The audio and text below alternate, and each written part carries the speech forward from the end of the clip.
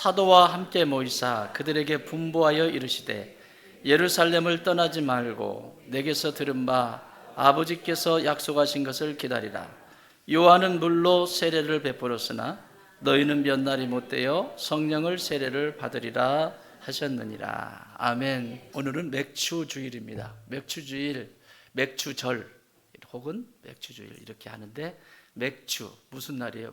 보리 맥자 추수할 추자 해서 맥추절, 보리를 추수하는 절기다. 그럼 여러분, 우리와 지금 상관이 있어요, 없어요? 상관이 없죠. 근데 저 개인적으로는 불만이 많아요.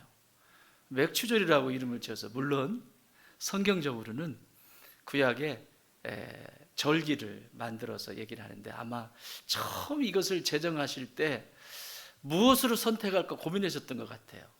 맥추절뿐만 아니라 세 개의 절기가 같은 절기입니다. 맥추절 따라합시다. 맥추절, 칠칠절, 오순절, 이 세 가지가 같은 날이에요. 같은 절기예요. 오순절에도 틀리는 말 아니고요, 칠칠절에도 틀리는 말 아니고, 맥추절에도 틀리는 말 아닌데, 저 개인적으로는 이 시대에 맞게 오순절 딱 해야 될 것 같아요. 저 개인적이라고 그랬어요. 신학자들하고 이제 논쟁을 벌이면 아주 상당히 골치가 아파요. 어쨌든 이 세 개의 절기는 같은 절기입니다. 맥추절은 보리삭을 추수하는 것에 대한 감사하는 거니까 감사하면 돼요. 근데 두 가지가 중요해요. 칠칠절, 무슨 절기예요? 칠칠절. 예수님이 부활하시고 77이 49, 딱 그 이튿날이 오순절이거든요. 77, 77, 앞에 7, 뒤에 7, 77. 근데 이거는 모세가 시내산에서 율법을 받은 날이 77절입니다. 뭐라고요? 율법 중요해요, 안 중요해요? 모세가 율법을 받은 날이 77절입니다. 그 77절에 하나님께로부터 율법을 받습니다. 이것은 백성들을 살리느냐 죽이느냐의 문제예요. 백성들이 살 수 있느냐 죽을 수 있느냐의 문제예요. 이 율법을 주신 날이 77절, 오늘입니다. 그런데 이 율법을 완성하시기 위해서 예수님이 이 땅에 오시고, 예수님의 영이신 성령께서 이 땅에 오신 날도 오늘이에요. 우연일까요? 오순절입니다. 그래서 오늘은 굉장히 사실 중요한 절기예요. 성령 받지 않으면 안 됩니다. 자, 예수님께서 부활하셔서 제자들에게 찾아오셔서 하신 말씀이에요. 뭐라고 말씀하시죠?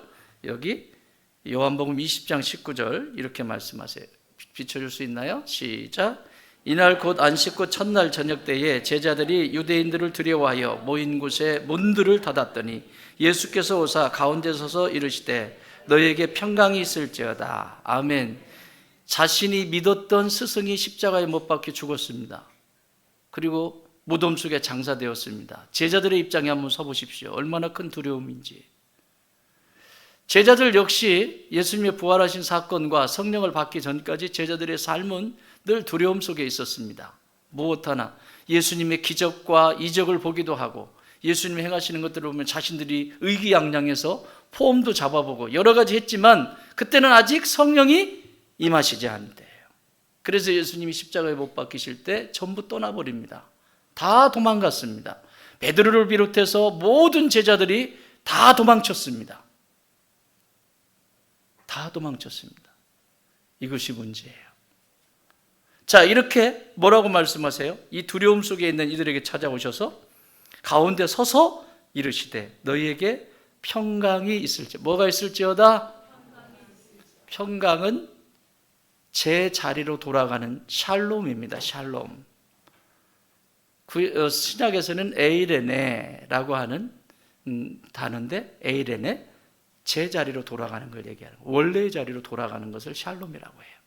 평강은 어떤 때 이루어지냐면, 인간이 인간의 자리로 돌아갔을 때 이루어지는 거예요. 지금 전쟁과 기근이 있는데, 또 가난에 힘든 가운데 있는데, 이거 벗어나면 아무런 문제가 없을 것이야. 천만의 말씀입니다. 이 땅에는 전쟁과 기근은 계속될 겁니다. 또 누군가가 욕심을 부리고 사람을 짓밟고 그렇게 살아갈 것입니다. 하나님이 주시는 평강은 어떤 평강이냐면 하나님 안에서 이루어지는 평강을 얘기하는 거예요. 평강의 주인이신 하나님께 나왔을 때 얻어지는 평강, 제 자리로 돌아왔을 때, 그래서 모든 인생이 하나님께로 돌아왔을 때만 가능한 일이에요. 이게 샬롬 에이레네입니다. 자, 절기는 뭐냐? 구약에 7개의 절기가 있습니다.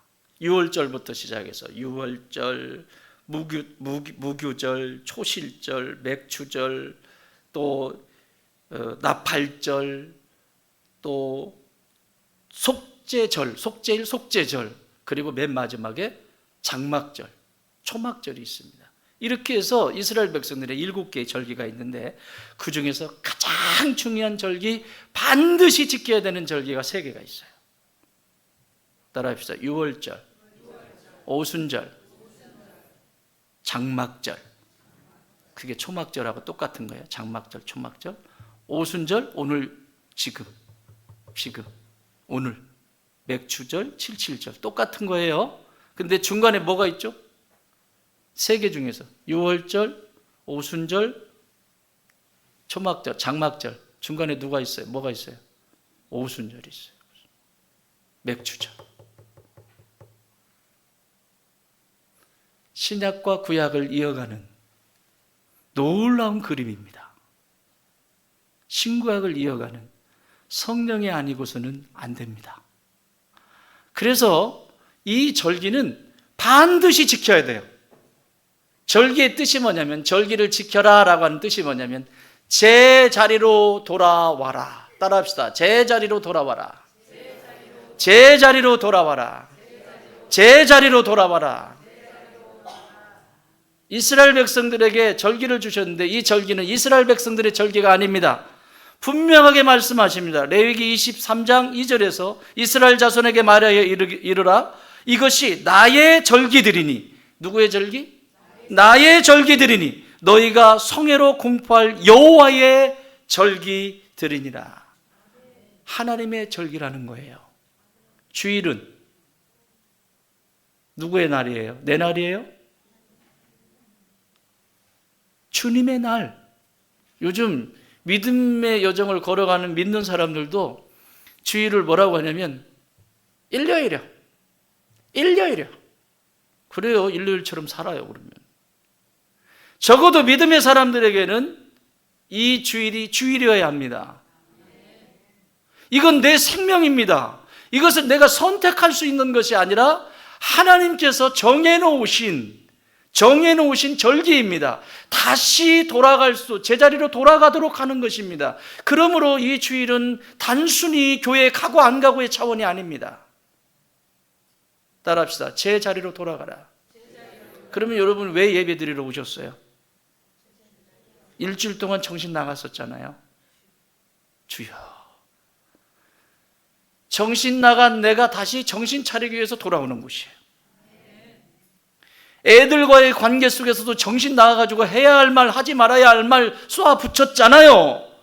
부부의 관계 속에서도 해야 할 말, 하지 말아야 할 말 있는데 다 쏘아 붙였잖아요. 안 했다 이거지? 자, 이거 또 이웃을 사랑하고 섬겨야 되는데 멱살까지는 안 잡았을 것 같은데 어쨌든 막 나를 주장하면서 혈기를 부리고 했잖아요. 그대로 살 거예요? 제자리로 돌아오는 날이 주일입니다. 여호와의 절기, 구약이 정해놓으신 하나님의 이 절기는 제 자리로 돌아가라. 나는 오늘 이 시간에 여러분이 곁길로 가 있는 것들이 제자리에 돌아오는 역사가 있기를 바랍니다. 특별히 오늘 모두가 성령 받으시기 바랍니다. 옆에 분에게 인사합시다. 성령 받읍시다. 성령 받읍시다. 좌측에 우측에 성령 받읍시다. 자, 이렇게 하면 실감이 안 나가지고 지금 뭔 말인지 모르는데, 자, 이것을 예수님이 오늘 여기 평강이 있을지어다 말씀하시고 22절로 가면, 요한복음 20장 20절에 가면 이렇게 말씀하세요. 이 말씀을 하시고 제자리에 돌려놓으시고 하시고 그들을 향하사 숨을 내쉬며 이르시되 뭐하라? 뭐 받아라? 예수님의 말씀이에요. 여러분 예수 믿는 사람 맞죠? 여기 있는 정윤구 목사의 말이 아니고 예수님의 말씀이라고요. 이 세상의 모든 그리스도인은 성령 받아야 합니다. 성령 받지 않고는 무능력하게 살아가요. 성령 받지 않고는 하나님의 능력을 소유하고 살아갈 수가 없어요.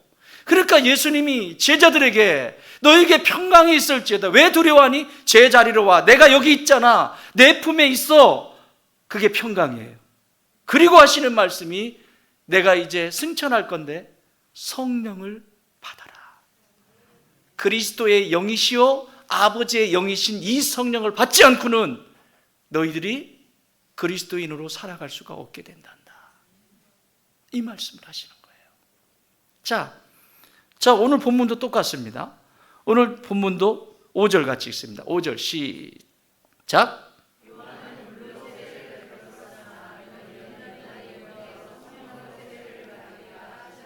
누가 하신 말씀이에요? 여러분 성경 보세요. 빨간 글씨는 누가 하신 말씀이에요? 성경에 빨간 글씨로 되어 있어요? 검은색으로 되어 있어요? 누가 하셨다는 얘기예요? 예수님의 말씀이에요. 요한은 물로 세례를 베풀었으나 너희는 몇 날이 못되어 성령으로 세례를 받으리라. 예수님께서 명확하게 지금 두 가지의 세례를 얘기합니다. 세례가 뭐예요? 내가 죽고 다시 사는 것을 얘기합니다. 죽고 사는 것이 세례입니다.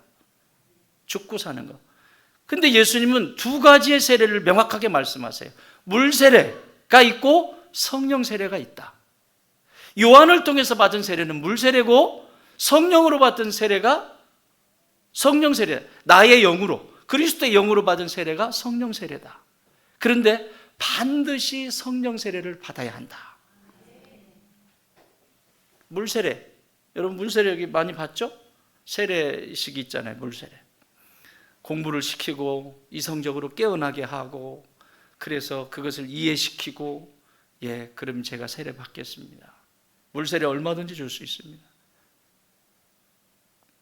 요한에게 찾아온 자들이 우리가 어떻게 세례를 받을 수 있습니까? 군인들이 찾아왔죠? 군인들이 찾아오니까 어떻게 하면 세례 받을 수 있습니까? 그래, 너희가 가서 사람들을 괴롭히지 마. 너희들이 가지고 있는 권력과 힘으로 사람들을 괴롭히지 말고 죄 회개하고 세례를 받아라.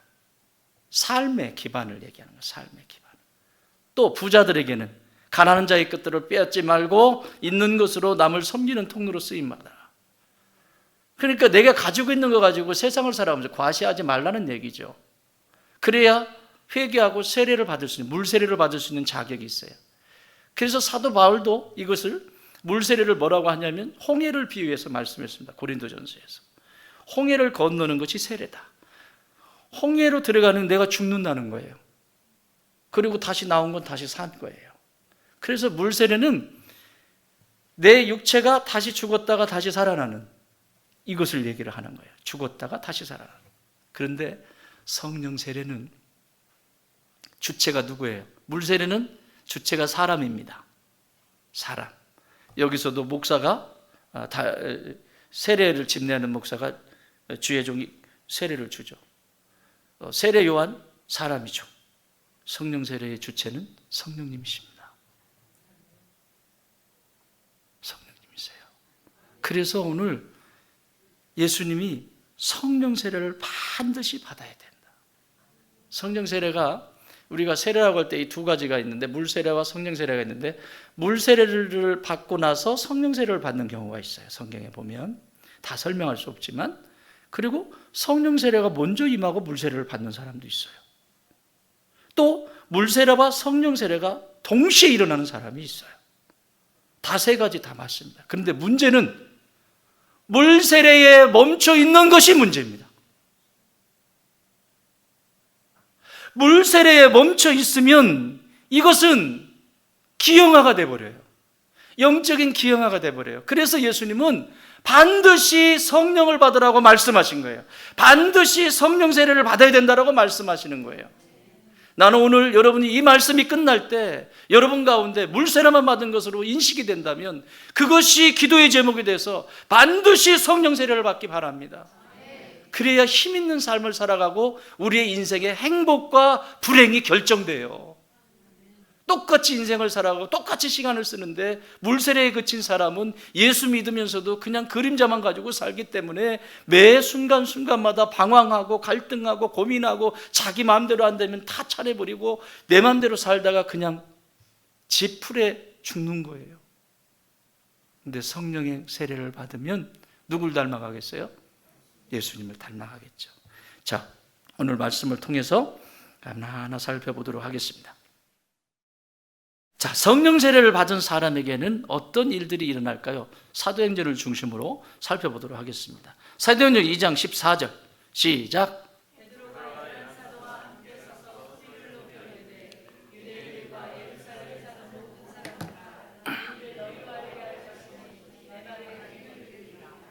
이거 지금 세례 받고 지금 성령 세례 받고 성령 충만해서 하는 베드로의 말입니다. 여러분, 베드로가 어떤 사람이었습니까? 성령 받기 전에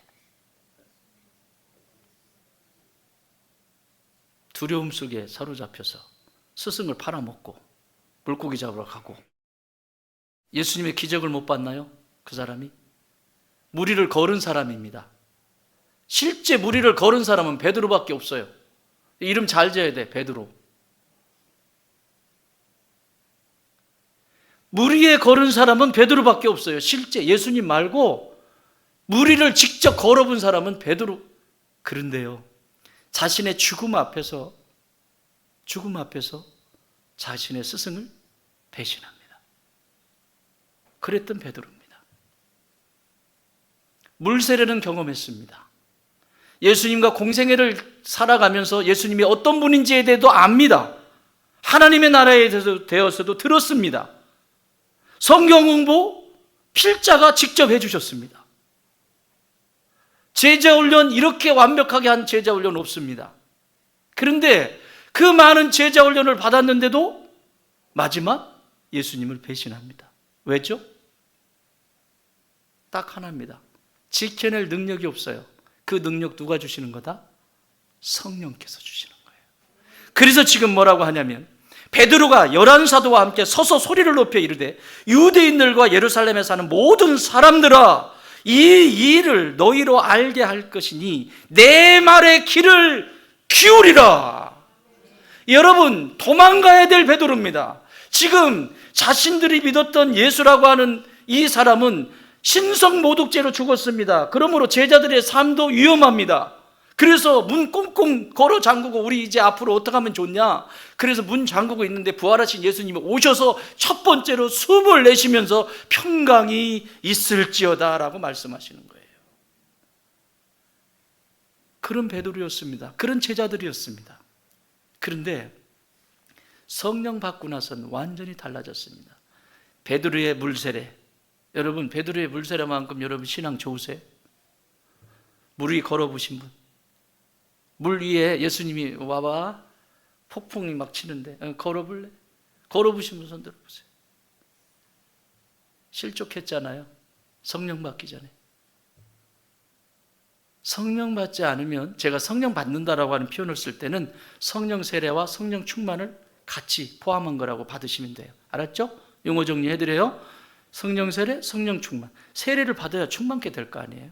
그죠? 성령 세례와 성령 충만을 제가 성령 받았다 이렇게 표현을 할 겁니다.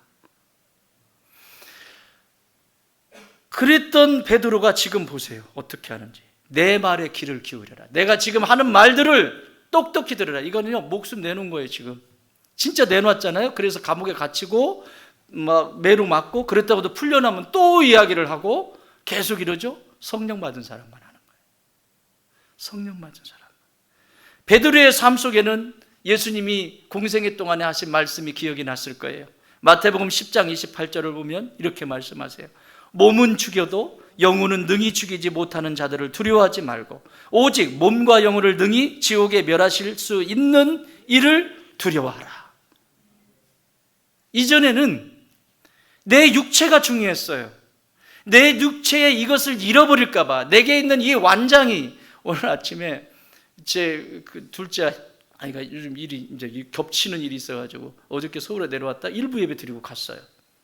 가면서 뭐라고 얘기하냐면, 아빠, 요즘은 사람들이 왜 이렇게 완장을 좋아해? 그래서 완장이 뭔데? 그랬더니, 아니 회사를 가도 완장을 왜 이렇게 좋아하는지 모르겠어요, 인간들이. 이놈의 완장이 있으면, 완장은 뭐죠? 권위를 상징하잖아요. 그죠? 줄반장이라도 완장 채주면, 그죠? 그러면 거기에 맞는 깜이 돼야죠. 깜이. 목사는 목사 깜이 돼야 되고요, 장로는 장로 깜이 돼야 되고요. 오늘 두 분 또 장로 인직 받으신, 완장을 찼을 때는 이것이 섬김의 완장이지 그것으로 군림하는 완장이 아니잖아요. 완장 차야 보일 거 아니야. 나 목사다 보일 거 아니야. 완장 찬 사람 보이잖아요. 축구 경기할 때 주장 보여요, 안 보여요? 완장 안 차면 보여요, 안 보여요? 완장 보인다니까. 저 사람이 리더다 보이잖아요.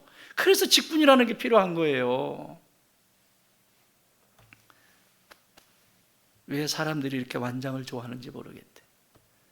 그냥 자기 앉아가지고 그냥 자기도 그런 시절을 겪었는데, 나이 차도 얼마 안, 나이 차이도 1살인가 2살 차이밖에 안 나는데 무슨 라인을 타고 올라갔는지 그 라인에 올라가가지고 막 한다. 진짜 아빠, 내가 이게 계속 이 완장하고 겨루어야 되는지, 내가 지금 좀 쉬어야 되는지 내가 모르겠어. 그러고 갔어요. 네 맘대로 해라. 그런데 말이야, 아빠는 이렇게 생각한다. 너하고 같이 레벨에 있는 친구들 있지? 응. 그들의 영웅이 되라. 말귀를 알아들어요. 여러분 알아들으셨어요? 그들의 영웅이 되라. 그만둘 때 그만두더라도 이들의 편에서 할 말 다 하고, 이리 와 하고, 왜 똑바로 가르쳐주지도 않고 이따위로 하면서 왜 사람들을 괴롭히냐. 딱 이들의 영웅이 되라. 그랬더니 훅 힘이 올랐어요. 아마 소리 지르고 올 것 같아요. 큰일 났어요.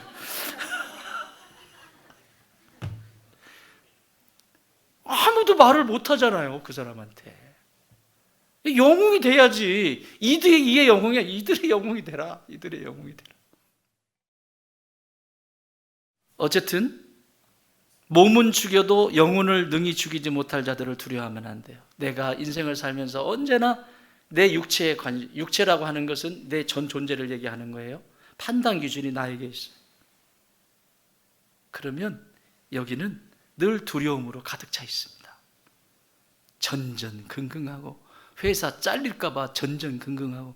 잘리면 또 있잖아요. 거기밖에 없어?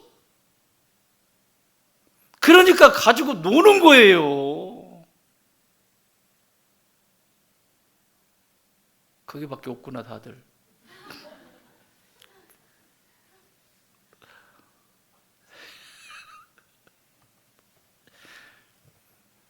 몸을 죽이는 것에 대해서 굽신거리기 시작하면 이제 망하는 길을 선택하는 겁니다. 그래서 몸과 영혼을 능히 지옥에 넣을 수 있는, 멸하실 수 있는 그분을 두려워하는 것, 그것이 구원받은 자. 그래서 성령 세례를 받은 사람에게 나타나는 첫 번째 현상은 구원받음의 확신이 담대합니다.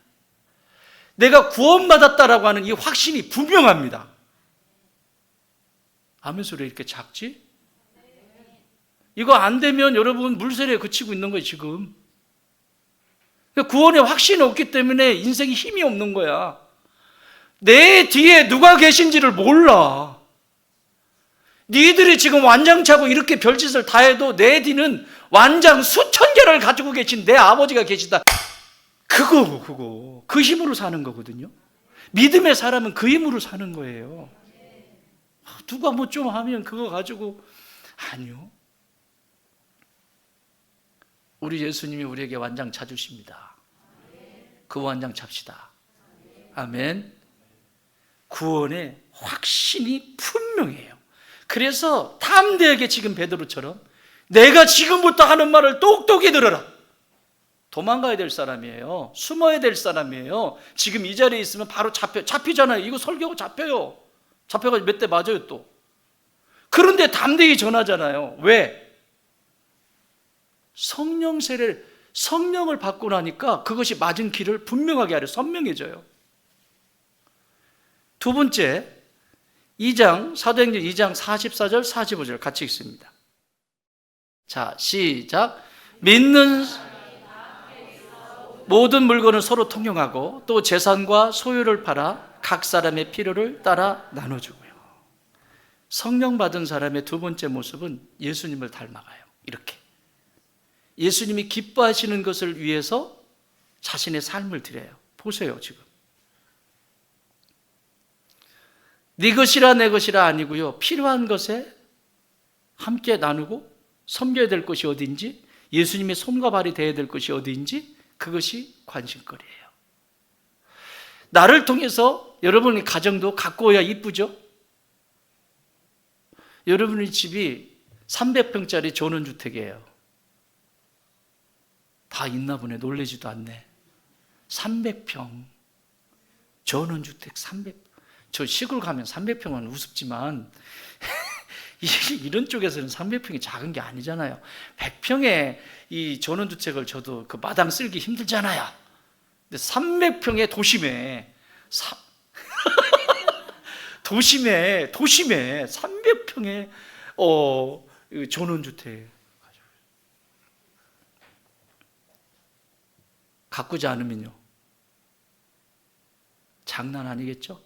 처음에는 막 집 지어놓으니까 너무 좋죠. 근데 가꾸지 않으면 금방 풀이 이렇게 막 끝나죠. 남는 게 없죠. 그리고 막 나뭇가지부터 시작해서 모든 잡초들이, 우리 교회도 마찬가지입니다. 우리 교회도 풀 뽑아본 사람 손 내려요. 풀 뽑아본 사람 손 다 내리세요. 다 뽑으셨죠? 여기서부터 이 라인부터 이쪽 이 뱅 둘러서 이 교회가 전원을, 지금 우리가 이 풍경을 즐기잖아요. 이걸 우리가 선물로 받잖아요. 선물을 받는다는 것은 노력이 있어야 돼요. 땀이 있어야 돼요. 그냥 놔두면 그게 되겠어요? 아무것도 안 돼요. 이쪽 풀을 다 뽑고 가죠. 저기까지 뽑아요. 며칠 동안 다 뽑으면 이쪽이 풀이 수북해요. 그럼 이쪽을 저기서부터 이렇게 뽑아와요. 밭으로 해서 뽑아오면 또 이쪽이 또 자라있어요. 그러니까 매일 뽑아야 된다는 얘기예요. 그게 지금 이 상태예요. 지금 이 상태. 근데 만약에 그냥 놔두면 어떻게 될까요? 교회 왔는데 아우 심각하다. 왜 교회가 이러냐? 집도요 가꾸어야 되고요, 교회도 가꾸어야 돼요. 가꾸지 않으면 이뻐질 수가 없어요. 예수님을 닮아간다는 것은 늘 말씀과 기도로 나를 가꾸는 사람이에요. 가장 기본이잖아요. 성도에게 있어서 가장 기본적인 기초 체력은 말씀과 기도입니다. 별짓을 해도 소용없습니다. 이 세상에 수천 무엇을 갖다 흉내내도 이거 되지 않으면 아무것도 아닙니다. 기본기가 안 돼 있는데, 여러분 기본기가 없어지면요, 뭐가 없어지냐면 기본기만 없어지는 것이 아니라 싸가지가 없어집니다. 가치 없어집니다. 말씀과 기도가 명확하게 그 인생을 지배할 때 아름다워져요. 성도로서 아름다워지기 시작해요. 그래서 지금 성령 받은 이 제자들은 예수님을 닮아가기 시작하는 거예요. 누구를 닮아간다? 여러분 자녀를 키우다 보면 자녀들이 왜 이렇게 부모가 못된 것만 닮아갈까? 그렇죠? 나의 좋은 것을 배우고 닮아갔으면 좋겠는데 어떤 것은 어떻게 저런 걸 배워가지고 그러잖아요. 좋은 거 배우는 건 한참 걸려요. 근데 안 좋은 건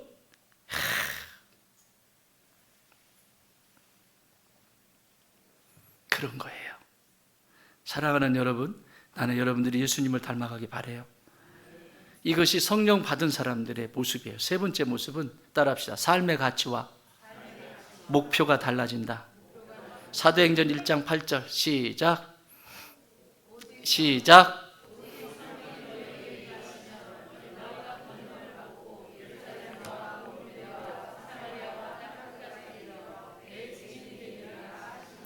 베드로와 제자들은 이전에 꿈도 못 꾸는 일입니다. 성령 딱 받고 나니까 예루살렘, 우리로 해석하면, 지금 해석하면 이런 교회공 가정부터 시작해서 작은 가정 공동체부터 유대 좀 넓게, 그 다음에 사마리아 세상 가운데 점점 나로부터 시작해서 우리 가정 점점 넓어. 성령을 받은 사람은 자기 자신이 누군지를 보기 시작해요. 성령 받으면 내 자신이 얼마나 처절한 죄인인지가 보여요. 그리고 얼마나 못돼, 죄송해요, 설교용 아닌데, 얼마나 못돼 처먹었는지를 알아요. 그래서 이 사람들은 언제나 하나님의 은혜를 구합니다. 하나님의 은혜 없이는 나는 살아갈 수 없다라고 그분 앞에 엎드려요. 이게 성령 받은 사람들의 모습이에요. 그러니 지금 성령이 너에게 임하시면, 권능, 하나님의 능력인데, 이건 무슨 칼자루 자꾸 휘둘르는 게 아니라 하나님이 주시는 사랑의 능력, 위로부터 부어주시는 그 사랑의 능력, 그 능력을 가지고 세상을 섬기기 시작하는 거예요. 집안에 그렇게 말썽 피우고 그런 사람이 있었는데 이 성령을 받고 나니까 그가 그렇게 치근하게 보이고 안타깝게 보이고, 그래서 그 사람을 가슴에 품고 기도하게 되는 거 성령 받은 사람만 할 수 있는 일입니다. 물세례를 받은 사람은 그 모습을 볼 때마다 짜증만 나고 화만 나고 거기서 멈춰요. 자, 이게 시작이 돼요. 삶의 가치와 목표가 달라져요. 자, 그러면 사도행전 3장 1절 봅시다. 조금 더 봅시다. 3장 1절 시작.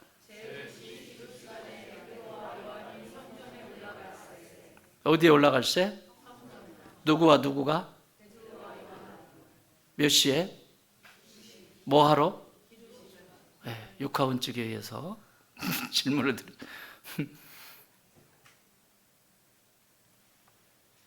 기도하러 성전에 올라갔어요. 이거는 유대인들은 지금도 하루에 3번 기도합니다. 다니엘이 3번 기도하다가 붙잡혀가죠. 예수님이 오셨지만 베드로에게는 여전히, 베드로와 제자들에게는 이 습관이 그대로 남아 있습니다.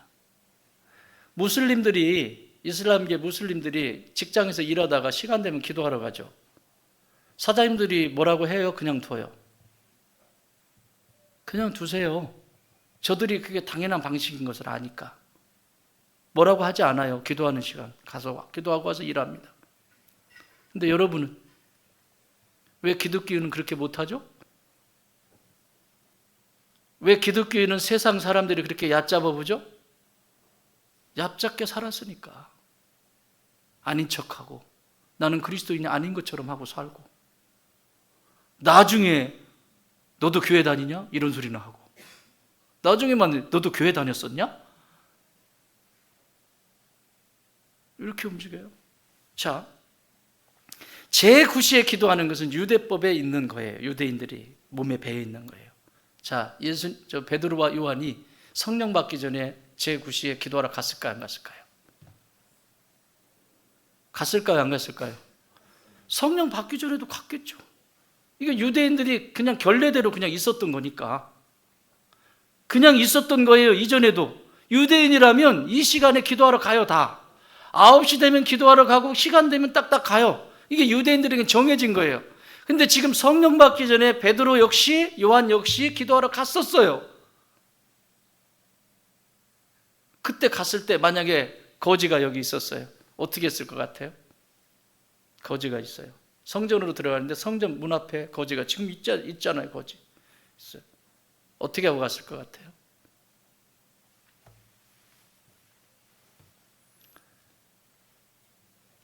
뭐 동전 하나 주고 일부에 물었더니 쌩까고 가겠대요.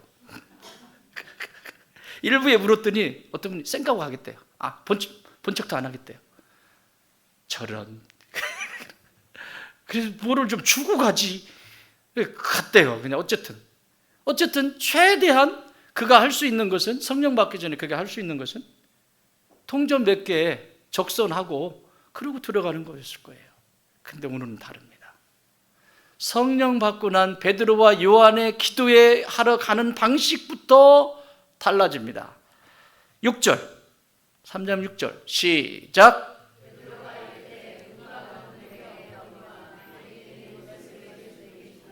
나사렛 예수 그리스도의 이름으로 일어나 걸으라. 아멘. 베드로의 호주머니에 하나의 드라크마 하나도 없었을까요? 지금 기도하러 가면서 베드로와 요한에게 드라크마 하나도, 동전 하나도 없었을까요? 있었을 겁니다. 그런데 지금 뭐라고 얘기하냐면 동전을 내어서 과시하는 것이 아니라 동전으로 이 인생에 주는 것으로 끝나는 것이 아니라 없대요. 나에게는 은과 금이 없다.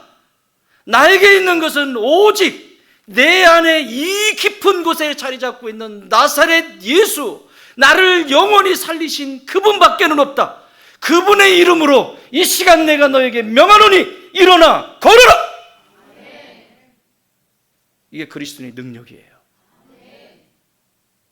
세상에 구걸하는 존재로 여기 좀 괜찮으면 여기 가서 구걸하고 저기 좀 괜찮으면 저기 가서 구걸하고 물세례에 그치지 마세요. 예수 믿으려면 똑바로 믿으세요. 성령 받으셔야 돼요. 성령 받지 않고는 짐꾼이 됩니다. 그것이 여러분의 기도의 제목이 되기 바랍니다. 내게 있는 건 없지만 내가 성령을 받고 나니까 내게 있는 것이 돈이 보이지 않아요. 내게 있는 수중에 있는 것이 보이지 않고 내 육체에 자랑할 수 있는 어떤 것이 보이지 않고 오직 뭐만 보이냐면 예수님만 보이는 거예요. 그래서 이 예수님의 이름으로 일어나 걸어라. 일어나서 걸어가며 춤추면서 들어가잖아요. 할렐루야. 이렇게 삶의 가치와 목표가 달라진 사람들이 바로 성령 받은 사람들의 모습입니다. 물세례는 가히 흉내도 내지 못합니다. 물세례로는 천국에 들어갈 수 없습니다. 정확히 하십시오.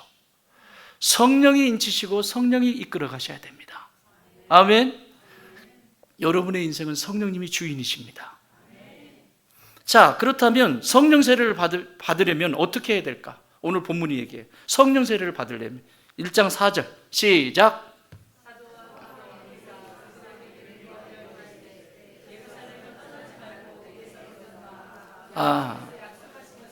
아멘. 성령 받는 비결이에요. 성령을 받으려면 어떻게 해야 되는지 예수님이 친절하게 가르쳐 주셨어요. 어디를 떠나지 말고 성전을 예루살렘을 떠나지 말고. 예루살렘이 왜 예루살렘을 떠나지 말라고 하셨을까요? 예루살렘. 따라합시다. 예루살렘을 떠나지 마라. 왜 예루살렘을 떠나지 말라 하셨을까요? 예루살렘이 뭐가 있었던 곳이죠? 성전밖에 안 보이죠? 예루살렘은 예수님이 나 때문에 모든 죄와 저주를 대신 짊어지고 피투성이가 되어서 십자가에서 죽으신 장소입니다. 성령 세례를 받으려면 예수 그리스도의 십자가 앞에서 철저한 회개가 있어야 돼요.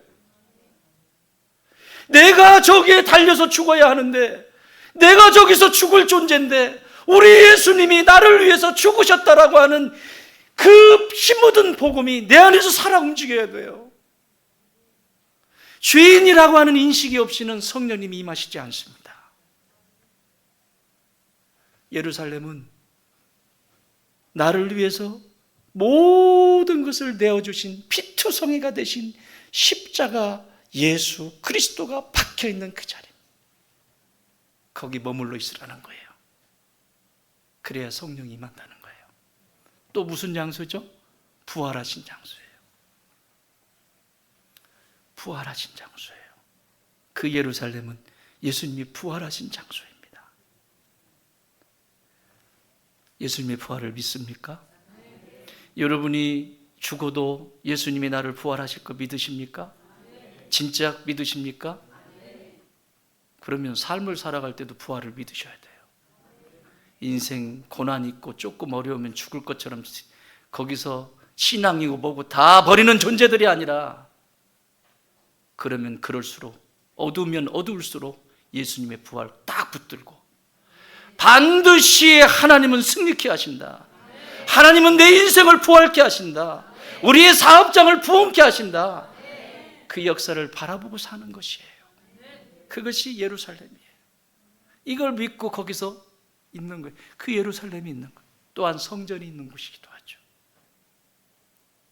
여러분, 그러므로 이 시대의 예루살렘은 교회입니다. 여러분이 섬기시는 이 교회에서 성령 받을 수 있습니다. 사찰에 가면 그 스님들이 십자가와 부활을 이야기하냐고요? 거기서 성령 세례를 받아요? 지금 여러분이 앉아있는 이 자리가 영적인 예루살렘입니다. 예수 그리스도의 십자가와 예수 그리스도의 부활이 살아서 움직이는 자리가 이 자리입니다. 그러므로 이 자리를 떠나지 말고 반드시 세례 받으십시오. 성령의 세례를 받으십시오. 세례 받기 전까지는 떠나가지 마세요. 예수님의 명령이에요. 제 명령이 아니고. 성령으로 세례 받기 전까지는 떠나면 안 됩니다. 그런데 왜 망하는 길을 선택하냐면 내 감정이 중요하고 내 생각이 중요하고 못 견뎌가지고 내가 이 교회 아니면 이 지구상에 이 교회가 딱 하나인데 그곳으로만 들어가야 천국에 들어간다 그러면 거기 어떻게 해서든지 붙들고 있을 거야. 이렇게라도 이렇게라도 나 좀 어떻게 태워주라고 이렇게. 다른데 뭐 내가 아니요. 반드시 성령 받고 가세요. 가시더라도. 아멘. 옆에 분에게 인사하세요. 반드시 성령 받자. 두 번째는 여기 이렇게 약속하십니다. 여기 4절 다시 후반절에 뭐라고 하냐면 아버지께서 약속하신 것을 기다리라. 아버지께서 약속하신 것. 이걸 기다려야 돼요. 예루살렘에 머무르는 것도 중요한데 아버지께서 약속하신 것. 그건 뭐냐면 구약 전체를 얘기하는 거예요. 구약에 성령께서 어떻게 임하시는지를 이미 약속해 주셨어요. 그 말씀을 붙들고 있는 이들에게 성령께서 임하셔서 그의 인생을 쓰시는 것이지 아무 생각 없이 있는데 임하는 게 아니에요. 그 약속을 붙들고 있는 자들에게 임해요. 자, 구약에 에스겔서 36장 26절 이하에 보면 또 새 영을 너희 속에 두고 새 마음을 너희에게 주되 너희 육신에게 굳은 마음을 제거하고. 성령이 오시면 하시는 일이에요. 완악하고 거역하고 못돼 먹은 내 인생 속에 성령이 오시면 부드러워지고 그 완악했던 것들이 하나님을 향해서 순한 양이 되고. 성령을 받아야 돼요. 성령 받지 않으면 내 멋대로 살아요. 다른 이유 될 거 없어요. 물세례에서 머물기 때문에 그래요. 나 교회 알아. 나 교회? 야, 내가 교회는 전 세계 교회 안 다니는 그 분위기가 없다. 내가 교회를 몰라? 성경 공부? 이것저것 잔뜩 했죠. 여러분, 제자들만큼 성경 공부 제일 많이 한 사람 있으면 나가보라 그래. 그것도 저자한테 직접. 그런데 왜 안 달라져요? 그래서 예수님이 성령 받으라고 하시는 거예요. 그래서 반드시 말씀이 있어야 성령이 임할 때 건강해지는 거예요. 말씀이 있는 자리에 성령께서 때리시는 거예요. 그러므로 여러분 말씀을 가까이 하시기 바랍니다. 예수님의 삶도 똑같아요. 이 땅에 오셔가지고 탄생 때부터 성령이에요. 탄생하셨어요. 35절 누가복음 1장 35절 천사가 대답하여 이르시되 성령이 내게 임하시고. 예수님 태어나시는 장면. 태어나실 때도 성령으로 태어나셨어요. 또 공생애를 사실 때 우리 육체의 유혹을, 세 가지 유혹을 이기시잖아요. 그것을 이기실 때도 누가복음 4장 1절 예수께서 성령의 충만함을 입어. 우리의 삶의 자리를 내가 이겨보겠다고요? 물세례에서 멈추지 마세요. 성령 받기를 사모하세요. 그래야 살아요. 다른 것 가지고 까불지 마시고 하나님이 주시는 이 성령을 꼭 받으셔야 돼요. 사역은 어때요? 사역. 예수님이 하시는 사역. 누가복음 4장 18절 주의 성령이 내게 임하셨으니 이는 가난한 자에게 복음을 전하게 하려고 내게 기름을 부으시고 나를 보내사 포로된 자에게 자유를, 눈먼 자에게 다시 보게 함을 전파하며 눌린 자를 자유롭게 하고. 사역 자체도 예수님의 공생의 3년 사역 자체도 성령에 이끌려서 하셨어요. 그러면 저와 여러분은 성령 없이 될 것 같아요? 왜 내 인생은 자꾸 이러냐고요? 성령 받으셔야 돼요. 나는 왜 이렇게 하려고 하는데 안 돼? 성령 받으셔야 돼요. 나는 잘하려고 하는데 성령 받으셔야 돼요. 그것이 여러분의 무릎 꿇는 이유가 되어야 되고 반드시 해결해야 될 일입니다. 그렇지 않으면 누구도 장담할 수 없습니다. 말씀 정리합니다. 물세례에 머물러 늘 흔들리는 어린아이 신앙을 갖지 마십시오. 성령으로 세례를 받아 충만함으로 구원의 확신과 예수님의 성품을 닮아가며 내 인생의 삶의 가치와 목표가 하늘의 부자들이 되는 소망을 누리시기 바랍니다. 성령 세례를 받기 위해서 십자가와 부활이 생생하게 살아있는 예루살렘을 떠나지 마십시오. 내 생각과 내 감정, 내 인생의 경험이 아니라 아버지의 약속하신 것을 붙들고 그 예루살렘에서 기다리십시오. 성령께서 임하실 것입니다. 하나님 아버지, 오늘 주께서 우리에게 부어주시기로 작정하시고 한 영혼 한 영혼 성령을 부어주시고 말씀하여 주셔서 감사합니다. 오늘 말씀 속에 역사하신 성령님, 저들의 영혼 깊은 곳에 그것이 생명이 되게 하여 주시고 삶의 이유가 되게 하여 주셔서 어린아이의 신앙이 아니라 어른의 신앙으로 하나님 그런 복된 삶의 여정이 되게 하여 주시옵소서. 이제 성찬에 참여합니다. 성찬 가운데 역사하시는 주 성령님, 우리의 생각과 마음을 이 성찬을 통해서 회복되게 하시고 은혜의 자리가 되게 하여 주옵소서. 예수님의 이름으로 기도하옵나이다. 아멘.